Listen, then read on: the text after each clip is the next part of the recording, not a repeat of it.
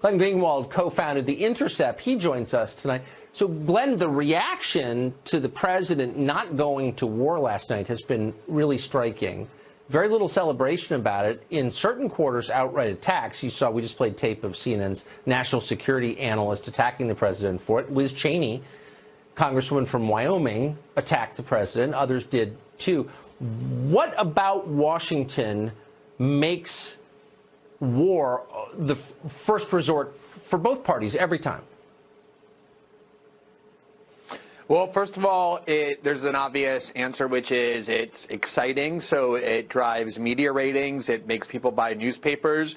Adam Smith in The Wealth of Nations in 1776 wrote about how when a country becomes an empire, the people in the capital never get any risk from war. So Liz Cheney and Bill Kristol and David Frum and the people who cheer war are never put at risk, but they get excitement and purpose from it. They get kind of a feeling of power. Ben Shapiro on Twitter today said, let's show Iran that we can mash them. That's something that people say when they go through life feeling inadequate and without any kind of purpose or strength. So it gives people strength. And then there's also this much deeper issue that after the Iraq War, almost nobody other than Judy Miller, this single scapegoat, there was no accountability for the people who lied the country into the war. So you look at someone like Jeffrey Goldberg, who for The New Yorker was writing award-winning articles claiming that Saddam Hussein was in an alliance with al-Qaeda, making people believe that Iraq did 9/11.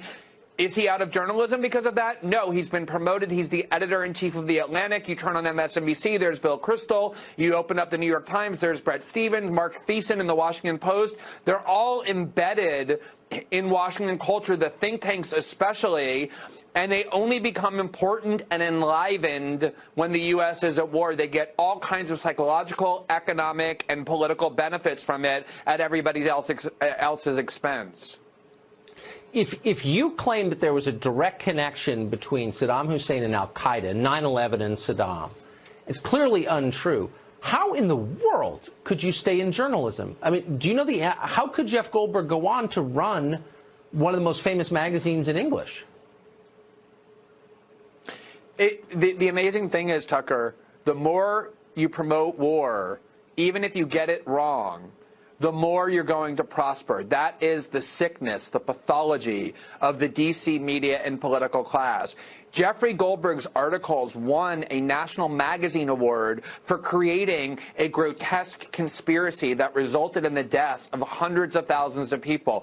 Not only should he not be in journalism, he should be out of decent society. And yet, when it came time to compete for whether he was going to stay at the New Yorker or go to the Atlantic, the owner of the Atlantic gave him and his children rare exotic horses to lure him away from the New Yorker, and he now runs one of the most important magazines in the world. You see that all throughout the media, the same people who not just lied about Iraq, but who cheered all kinds of wars in Muslim countries get prosper from it, they get promoted, they continually get treated as the voices of authority, and that's why this continuously goes on.